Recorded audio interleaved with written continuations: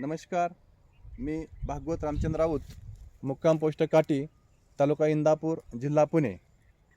आज आपण आपल्या डाळिंबीच्या प्लॉटमध्ये उभे आहोत आणि ह्या बागेला पहिले पाणी देऊन म्हणजे बहार धरून बरोबर 7 महिने झालेले आहेत आणि आज आपल्या बागेचं हार्वेस्टिंग आहे. आता आपल्याला जो दर मिळाला आहे तो मिळालेला आहे 1 किलोला 101 रुपया. ॲक्च्युअल हा दर आपल्याला 120 रुपयापर्यंत मिळत होता, पण त्याच्यामध्ये जे ऊन चट्टा असेल किंवा 100 ग्रॅमच्या खालचे जे फळ असेल असं ते फळ ते घेणार नव्हते.